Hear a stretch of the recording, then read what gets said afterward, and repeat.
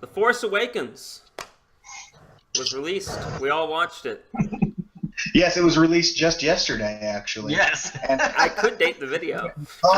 Today is December 19th. Yeah, it's not That's Christmas right. yet, even though we talked about Christmas in the last section. Well, I did say hello from the world of tomorrow, so... Yeah, there we go. But we will start... I'll start on my left, and on the left of my screen is Donovan. Donovan, you start out. Your thoughts about Force Awakens. God damn it, you caught me right when I was eating. Okay, well, we'll move to Horse. No, it's fine. It's fine. Now you just get to hear me chew my food really quick. He needs to wash down his chili fries with his warm beverage. No, it was really good. I really enjoyed it. It felt like a fucking Star Wars film. It felt like it was what needs to happen to start off the series again because we know that it's like Star Wars has been like that girlfriend that like hurt us too badly, and then we're just like, I'm not ready yet, and it comes back in, you know. And so this was the perfect way to get us back to liking Star Wars, you know. A girlfriend that hurt us not only once but 3 times. But 3 times exactly. So I enjoyed it. I say go watch it. Well, that's enough of that review. Next topic. Horse Jesus. Horse Jesus, your thoughts of Force Awakens. I thought it was great. I concede with Donovan in that it was truly a Star Wars film. I accept it as Episode 7. See, Jonathan, this is exactly what I told you was going to happen. My opinion is slightly different and probably not too popular. I want to hear it.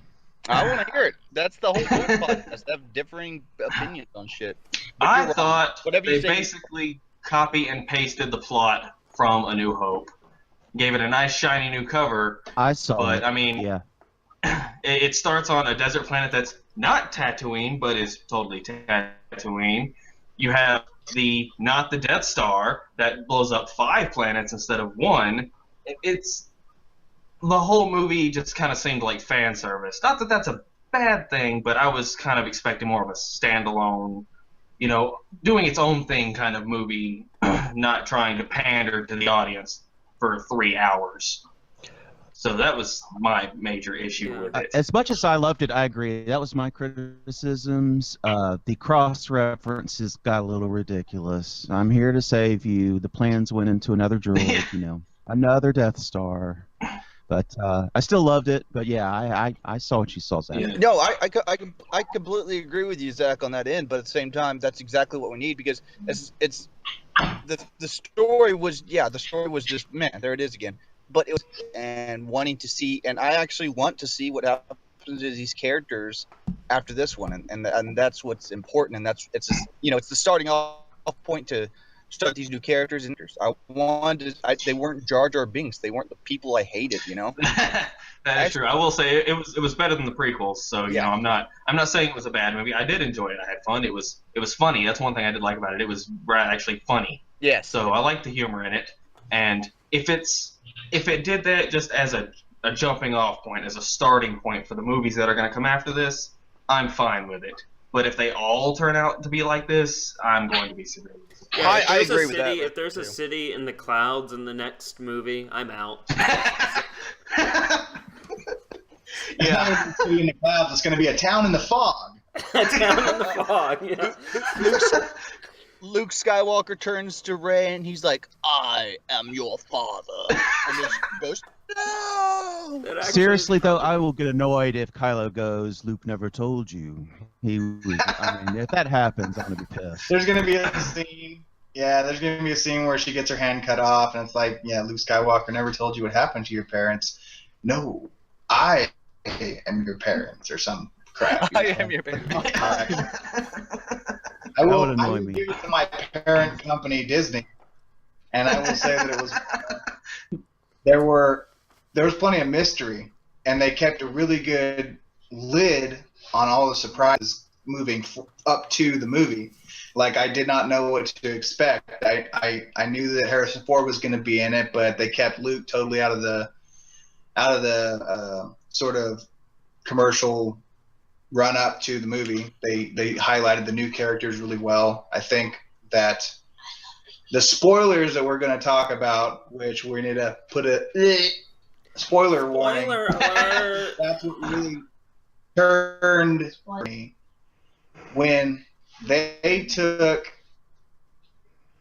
a beloved character like Han Solo and they put him in the position to have this great connection emotionally with Leia, which I felt like totally missed the mark on because we didn't know what their relationship was when they had that meeting, because it was 20 years after Return of the Jedi, and we just knew that he was away from her from an unspecified period of time after Ben turned to the dark side or before. That I really didn't get a good sense of their relationship, and his attempt to try to win Ben back totally went against his character because he just dropped what he was doing. He went up to him, and by the way, Kylo Ren is Ben Solo. It's Han Solo's and Leia Organa's son who turned to the dark side. And it came down to Han Solo to try to win him back to the light side or try to at least bring him home. And it was a great moment that really mimicked the end of Return of the Jedi when Luke was able to turn Vader back to the light, albeit, for 35 seconds until he died. But there was that moment where you thought that Kylo Ren was going to listen to Han Solo, and of course it was very anticlimactic and predictable in a way, but it's still cinematically it worked with the story, but it just felt like when Han died, it wasn't a shocker, but it was very emotional for me. I did cry a little bit. But I felt like the moment was wasted and his character arc was incomplete when he did die. So I did feel a little bit of a hole, at the end of the movie because of that. But otherwise, it was really well done. It was a great movie. I would highly recommend it. I'd give it 9.5 out of 10 probably. I was going to go on that point. I felt the exact same way about Han. To me, I don't know if it's editing problem there or was it right. Something feels rushed in the Han's final scenes. It feels, you know what I mean? It feels like, I don't know if it's just JJ doing his typical, which is my only problem with this movie. My main problem with this movie is the editing. It's like constantly, he doesn't want things to kind of breathe and settle down. He just wants to jump to the next action piece right away. Like the scene with Han and Leia, I felt you could have drawn that out a few more seconds. Maybe a little bit more extra dialogue or something like that. But the Han Solo death scene, I really felt like, to me anyway, it felt like in the middle of production, Harrison's like, yeah, I'm only doing one. Oh, God, we got to write him out. So kind of how it felt to me, it just was rushed. So either poorly written or poorly edited. So. I think he probably only agreed to do it if he died. I think that's probably. I think because they paid him an assload of money to do it, and I'm pretty sure he wanted to only be in, running around in one movie. Yeah. He also got injured on set. I was gonna say he also got injured on set, so maybe that also hurt it. So they're like, oh, we only have a certain amount of time to finish the film, and maybe he was only able to record a certain amount of scenes. Who knows? Also, when the DVD comes out, or Blu-ray, sorry, and they add all that extra features and extended scenes in, maybe we'll get a better picture of, the movie. Maybe he just... That's why I feel like some of it might just be on the editing end. Maybe they cut some dialogue or extra scenes out that would have helped, I don't want to say explain, but help further... explain or kind of flesh out Han's character and arc in the movie.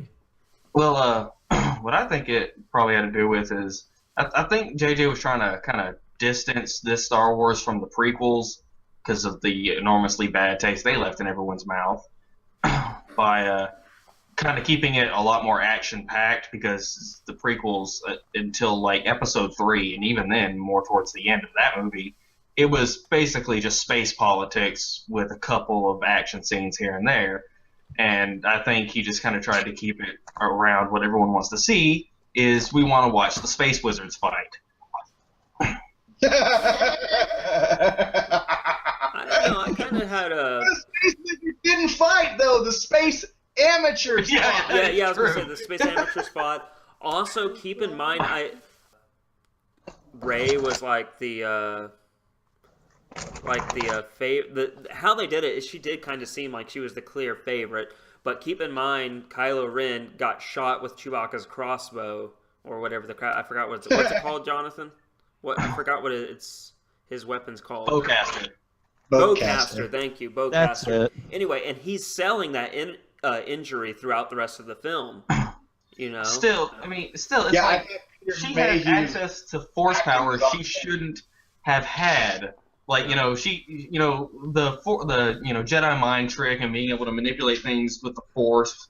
That's something that most Jedi or Padawans have to train for years to be able to do, or at least for some amount of time. But she didn't even know she had the Force. What's your theory? I have a theory that Rey was already a Jedi, that she Yes, that's had right. that she had her mind erased at some point.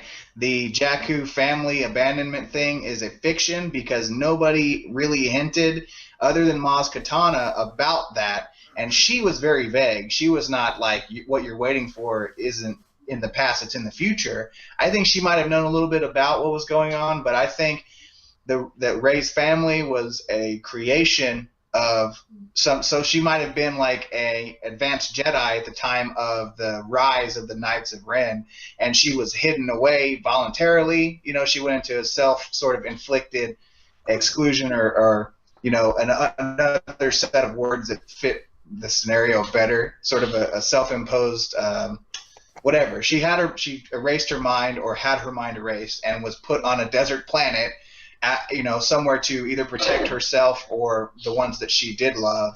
And I don't buy the whole thing about her being Luke's daughter, because there would have been a moment at least where, if she is Luke's daughter and Leia didn't look at her and go, oh, that's my fucking niece I haven't seen in 20 years, plus being force sensitive, she would have known. Other than Rey just being a random already, you know it to be true.